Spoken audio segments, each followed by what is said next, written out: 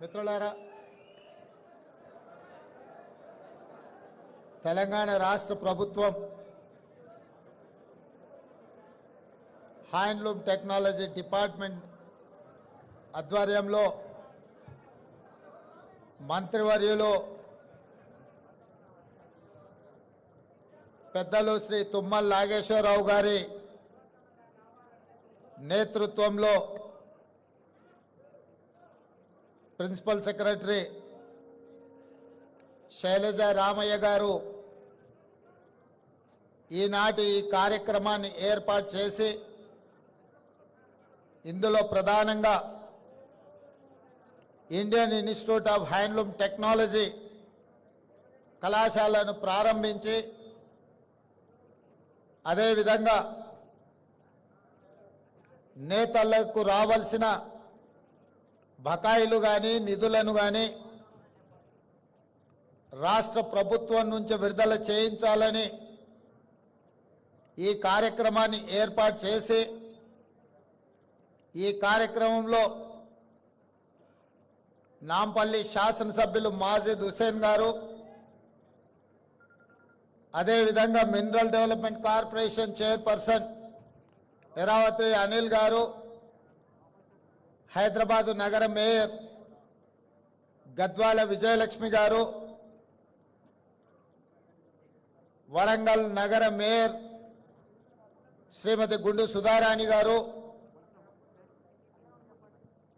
చాలామంది నేతన్నలు, వారికి సంబంధించిన నాయకులు, 33 జిల్లాల నుంచి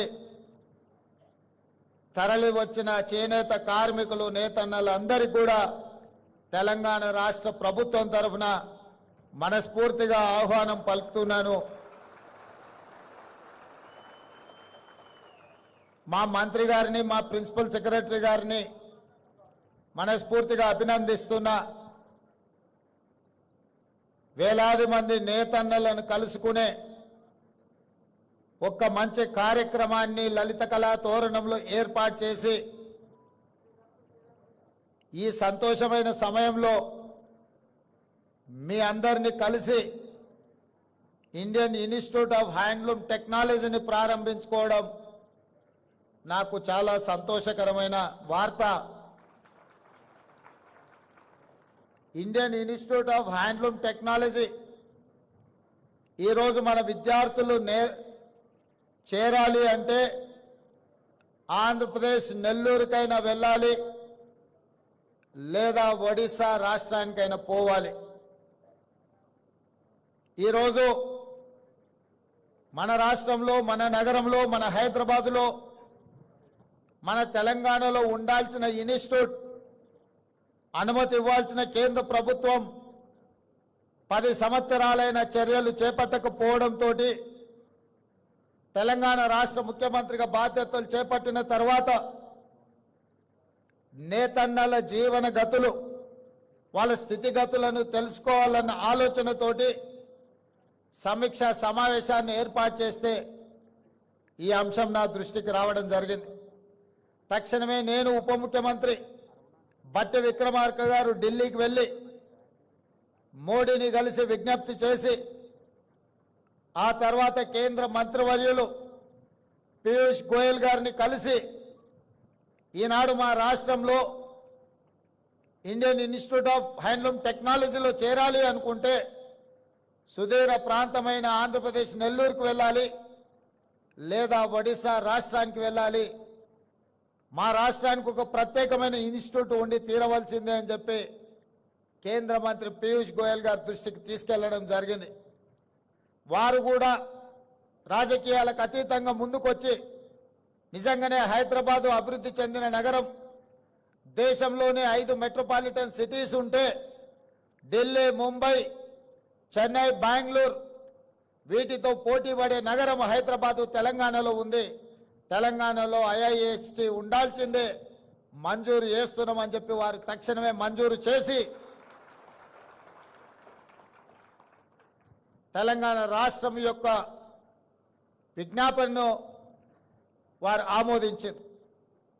ఎంబడే నేను అధికారులను పిలిచి మంత్రి గారిని కోరి ఈ సంవత్సరమే వాళ్ళ సమయం వృధా కాకూడదు, పిల్లలను ఈ సంవత్సరంలోనే వాళ్ళని చేర్పించుకోవాలి.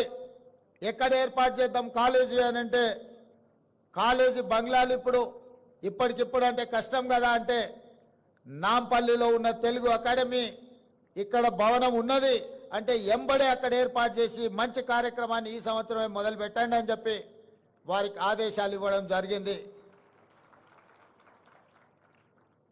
ఈరోజు డిగ్రీ సర్టిఫికెట్లు తీసుకొని పిల్లలు బయటకు వస్తున్నారు, కానీ సాంకేతిక నైపుణ్యం లేకపోవడం వల్ల ఉద్యోగ ఉపాధి అవకాశాలు సన్నగిల్లిపోతున్న తరుణంలో తెలంగాణ రాష్ట్ర ప్రభుత్వం ఆలోచన చేసి సాంకేతిక నైపుణ్యాన్ని పెంపొందించాలి, నిరుద్యోగ యువకులకు ఉద్యోగ ఉపాధి అవకాశాలు కల్పించాలి అని మొన్న జరిగిన శాసనసభలో కొత్త శాసనం చేసి యంగ్ ఇండియా స్కిల్స్ యూనివర్సిటీని ఈరోజు 4th సిటీలో నిర్మించాలి అని 60 ఎకరాల స్థలాన్ని కేటాయించి దాదాపుగా 200 నుంచి 300 కోట్ల రూపాయలైన యూనివర్సిటీ నిర్మాణానికి నిధులకు ఎలాంటి ఇబ్బంది లేకుండా ఏర్పాటు చేయడం జరిగింది, పనులను ప్రారంభించుకోవడం జరిగింది. జాతీయ స్థాయిలోనే గుర్తింపు పొందే యంగ్ ఇండియా స్కిల్స్ యూనివర్సిటీలోనే మా నేతన్న పిల్లలు వృత్తి నైపుణ్యం నేర్చుకోవాలి. వచ్చే సంవత్సరం నుంచి కళాశాలను అక్కడ ప్రారంభించడం ద్వారా అంతర్జాతీయ స్థాయిలో IIHTకి గుర్తింపు తీసుకురావాలి అని ఈరోజు మన ప్రభుత్వం నిర్ణయం తీసుకున్నది. ఈ సంవత్సరం చేరిన విద్యార్థులకు కూడా ప్రతి నెల 2500 రూపాయలు వాళ్ళు చదువుకోవడానికి స్కాలర్షిప్ ఇవ్వాలని చెప్పి ఇవాళ వాళ్లకు స్కాలర్షిప్లు కూడా మంజూరు చేస్తున్నాం. ఎందుకంటే తల్లిదండ్రులు రెక్కాడితే కానీ డొక్కాడని పరిస్థితి, ముఖ్యంగా మా నేతన్నలు ఎంత సంపాదించినా కుటుంబం గడవడానికే కష్టమైన రోజుల్లో పిల్లల చదువులకు ఎంతో కొంత తోడుగా ఉండాలి అని చెప్పి ప్రతి నెల వాళ్ళకి స్టైఫండ్ 2500 ఇవ్వాలి, చిన్న ఖర్చులకైనా వాళ్ళకు సాయం అవుతుందని, వేడి నీళ్ళకి చన్నీళ్ళు తోడైనట్టుగా ఉంటుంది అని చెప్పి ఈరోజు ఆ విధమైన నిర్ణయం తీసుకోవడం జరిగింది. అదేవిధంగా మీకు సంబంధించిన నిధులు కూడా 290 కోట్ల రూపాయలు ఇవాళ నేతన్న కార్మికులకు ఈరోజు ఇక్కడ మీ అందరి సమక్షంలో ఆ చెక్కు ఇవ్వడం ద్వారా ఈ సంతోషంలో మీతో భాగస్వామ్యం కావాలి అని రాష్ట్ర ప్రభుత్వం నిర్ణయం తీసుకోవడం జరిగింది. ఇదే కాదు, నేను ఎక్కువ రాజకీయాల జోలికి పోను. మా మిత్రుడు అనిల్, ఇతరులు శ్రీనివాస్ మాట్లాడారు.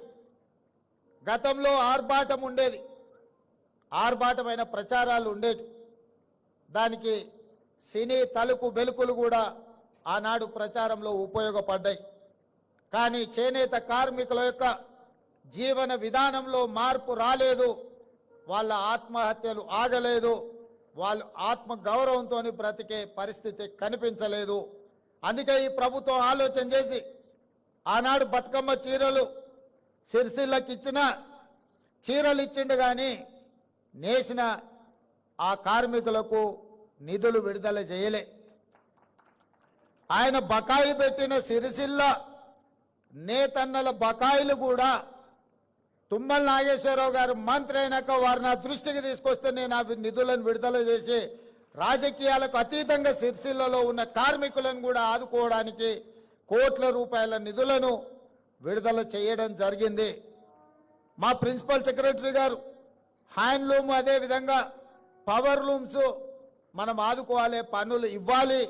ఒకవేళ బతుకమ్మ చీరలు ఆగిపోతే కొంతమందికి నష్టం జరుగుతుందని వారు నా దృష్టికి తీసుకురావడం జరిగింది. బతుకమ్మ చీరలు కట్టుకునేంత క్వాలిటీ కానీ దాని మీద పెట్టాల్సినంత పెట్టుబడి పెట్టలేదు. అందుకే ఈరోజు నేను మా మంత్రి అధికారి గారు చెప్తే నేను ఒకే మాట చెప్పిన, ఈరోజు స్వయం సహాయక సంఘాలు, మా మహిళలు సెల్ఫ్ హెల్ప్ గ్రూప్స్ కింద 63 లక్షల మంది సభ్యులు ఈరోజు తెలంగాణ రాష్ట్రంలో ఉన్నారు.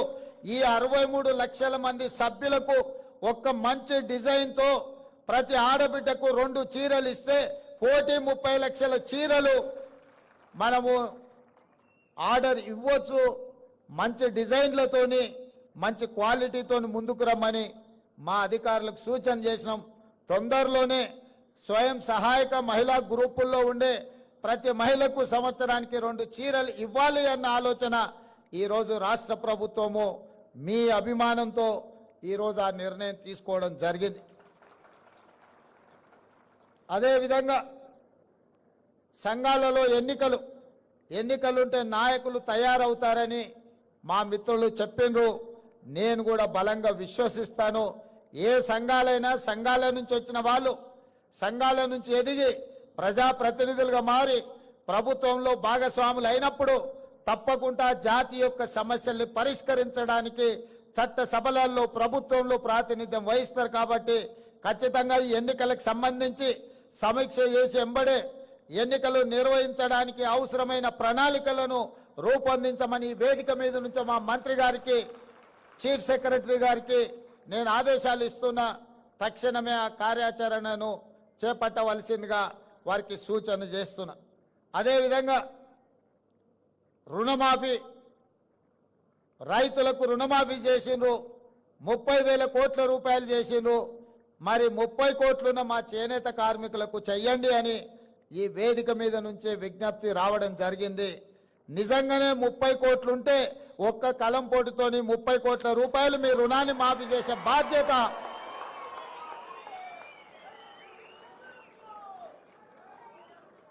చేనేత కార్మికుల యొక్క రుణ భారాన్ని తీర్చడం 30 కోట్లు నిజమైతే ఎలాంటి సమస్య లేదు. ఇది ప్రజా ప్రభుత్వం, పేద ప్రజల కోసం ఉన్న ప్రభుత్వం. ఇది ఇందిరమ్మ ప్రభుత్వం. ఇందిరమ్మ ప్రభుత్వంలో కుల వృత్తులకు చేతి వృత్తులకు సముచితమైన న్యాయం చెయ్యాలన్న విధానమే మా ఆలోచన. తప్పకుండా 30 కోట్ల రూపాయల రుణమాఫీ చేయడానికి 30 కోట్లు మంజూరు చేయడానికి అవసరమైన ఆదేశాలను చీఫ్ సెక్రటరీ గారికి ఈ వేదిక మీద నుంచే ఇస్తున్నా. తప్పకుండా మీరు దూర ప్రాంతాల నుంచి ఎక్కడెక్కడి నుంచో మారుమూల ప్రాంతాల నుంచి మీరు అందరు ఇక్కడికి వచ్చిండ్రు. ఇంత దూరం వచ్చి మీరందరూ కలిసి ఈ సంతోషంలో భాగస్వాములైన మీరు ఇంటికెళ్ళి సంతోషంగా మీ కుటుంబ సభ్యులతోటి కడుపు నిండా బువ్వ తినాలి అనంటే ఒక మంచి వార్త మీరు మోసుకొని మళ్ళా మీ ఊరికి వెళ్ళాలి. ముఖ్యంగా తుమ్మల నాగేశ్వరరావు గారు చెప్పినట్టు రైతులకు పట్టెడు అన్నం పెడితే ఆ రైతులను ఆత్మగౌరవంతో బ్రతకడానికి నేతన్న నేయడం వల్లనే ఈరోజు సమాజంలో మనం అందరం కూడా గౌరవంగా బ్రతుకుతున్నాం. రైతన్న ఎంత ముఖ్యమో నేతన్న కూడా మాకు అంతే ముఖ్యం. మీ కష్టాలను తీర్చడానికి, మీ సమస్యల్ని వినడానికి, మీ సమస్యల్ని పరిష్కరించడానికి మీ ముఖ్యమంత్రిగా, మీ సోదరుడిగా నేను ఎప్పుడూ మీకు అందుబాటులో ఉంటాను. ఇక కొడంగల్ విషయానికి వస్తే ఒక్క కోస్గి మండలంలోనే, నియోజకవర్గంలోనే కాదు, కోస్గిలో మా చేనేత కార్మికులు, మా నేతన్నలు వేలాది మంది ఉన్నారు. ఇవాళ నా గెలుపులో కొడంగల్ శాసనసభ నుంచి ఎన్నికైన నాకు 100% నేతన్నలు అండగా నిలబడి ఈరోజు నన్ను శాసనసభ్యుగా ఎన్నుకున్నారు. కాబట్టి తెలంగాణ రాష్ట్రానికి ముఖ్యమంత్రి అయిన నా నియోజకవర్గంలో నేతన్నలు చాలా మంది ఉన్నారు. వాళ్ళతో నాకు చాలా సన్నిహిత సంబంధాలు ఉన్నాయి. వాళ్ళకు కావాల్సిన కమ్యూనిటీ హాల్స్ కావాల్సిన నిధులు కూడా నేను ఎమ్మెల్యేగా ఉన్నప్పుడు ఇచ్చి ఆ కమ్యూనిటీ హాల్స్ కట్టించడానికి, వాళ్ళకు ఆదుకోవడానికి అన్ని రకాలుగా అక్కడ వాళ్ళతో నాకు సత్సంబంధాలు ఉన్నాయి. అందుకే ఈరోజు గద్వాలైనా, నారాయణపేట అయినా, కొత్తకోట అయినా, కోస్గి అయినా, సిరిసిల్ల అయినా, కరీంనగర్ అయినా, వరంగల్ అయినా ఎక్కడున్న నేతన్ననే నేతన్న కొండా లక్ష్మణ్ బాపూజీ వారసులు. కొండా లక్ష్మణ్ బాపూజీ ఆనాడు తెలంగాణ కోసం కొట్లాడిండు, తెలంగాణ కోసం త్యాగం చేసిండు. తెలంగాణ రాష్ట్ర సాధన కోసమే కాదు, తెలంగాణ రాష్ట్ర సమితి చంద్రశేఖరరావు గారికి నిలువ నీడనిచ్చి పార్టీ పెట్టినప్పుడు మొట్టమొదట కార్యాలయం పెట్టుకోవడానికి స్థలం ఇచ్చింది కూడా కొండా లక్ష్మణ్ బాపూజీ గారే. వారు గొప్ప నాయకుడు. వారు లేకపోవడం విషాదకరం. తెలంగాణ రాష్ట్రం వచ్చినప్పుడు వారు 69లో తెలంగాణ రాష్ట్రం వచ్చే వరకు నేను పదవులను చేపట్టను అని ఆనాడు ఎమ్మెల్యేగా, మంత్రిగా రాజీనామా చేసిన గొప్ప పదవీ త్యాగం అంటే కొండా లక్ష్మణ్ బాపూజీ గారు చేసింది. రాజీనామాలు చేయడం, ఎలక్షన్ తేవడం, సెలక్షన్ చేయడం, కలెక్షన్ చేసుకోవడం త్యాగం అని చెప్తుంటారు కొంతమంది. మీ ఎలక్షన్, సెలక్షన్, కలెక్షన్ 2001 నుంచి 2014 వరకు ఎన్నోసార్లు తెలంగాణ ప్రజలు చూశారు. ఏమి లేనోళ్ళు, రబ్బర్ చెప్పులు లేనోళ్ళు, టీవీలు వచ్చినాయి, పేపర్లు వచ్చినాయి, ఫామ్ హౌస్లు వచ్చినాయి, బంగళాలు వచ్చినాయి, జూబ్లీస్లో ప్యాలెస్లు వచ్చినాయి, గజ్వెల్లో వందలాది ఎకరాల ఫామ్ హౌస్లు వచ్చినాయి. మరి త్యాగాలు చేస్తే కొండా లక్ష్మణ్ బాపూజీ గారి లాగా లేకుండా మీరెందుకు ఇట్లా వేలాది కోట్ల రూపాయల ఆస్తులు వచ్చినాయో, మీ త్యాగానికి కొండా లక్ష్మణ్ గారి త్యాగానికి ఉన్న తేడా ఈరోజు తెలంగాణ సమాజం గమనించాలి. త్యాగానికి మారు పేరు పదవిని తృణపాయంగా తెలంగాణ రాష్ట్రం కోసం త్యాగం చేసింది కొండా లక్ష్మణ్ గారు. పదవులను అడ్డం పెట్టుకొని ఎన్నికలు, ఉప ఎన్నికలు తీసుకొచ్చి ఎన్నికల్లో సెలక్షన్స్, కలెక్షన్స్ చేసుకొని బాగుపడ్డోళ్ళు ఎవరో తెలంగాణ సమాజం నిశ్చితంగా గమనిస్తూనే ఉంది. కాబట్టి త్యాగం అనే పదం మీకు సూట్ అవ్వదు. త్యాగం అంటే కొండా లక్ష్మణ్ గారు. కొండా లక్ష్మణ్ గారిని తెలంగాణ సమాజం ఎప్పటికీ గుర్తుపెట్టుకుంటుంది. తప్పకుండా వారి యొక్క గౌరవాన్ని పెంచే విధంగా తెలంగాణ రాష్ట్రంలో నిర్ణయాలు ఉంటాయి. ఈ ఇండియన్ ఇన్స్టిట్యూట్ ఆఫ్ హ్యాండ్లూమ్ టెక్నాలజీకి కొండా లక్ష్మణ్ బాపూజీ గారి పేరు పెట్టుకుందామని చెప్పి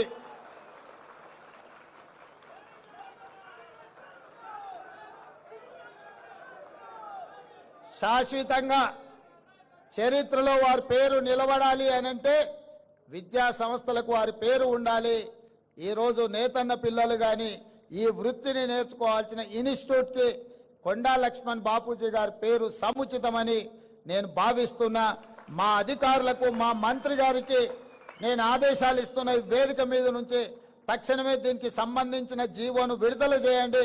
ఇండియన్ ఇన్స్టిట్యూట్ ఆఫ్ హ్యాండ్లూమ్ టెక్నాలజీకి కొండా లక్ష్మణ్ బాపూజీ గారి పేరును పెట్టి శాశ్వతంగా వారి గౌరవాన్ని పెంచే విధంగా తెలంగాణ రాష్ట్ర ప్రభుత్వం నిర్ణయాలు తీసుకోవాల్సిందిగా నేను ఆదేశాలు ఇస్తూ, ఇంత దూరం నుంచి వచ్చిన మీ అందరినీ మళ్ళొక్కసారి మనస్ఫూర్తిగా అభినందిస్తూ మీ అందరి దగ్గర సెలవు తీసుకుంటున్న ధన్యవాదాలు మిత్రులారా.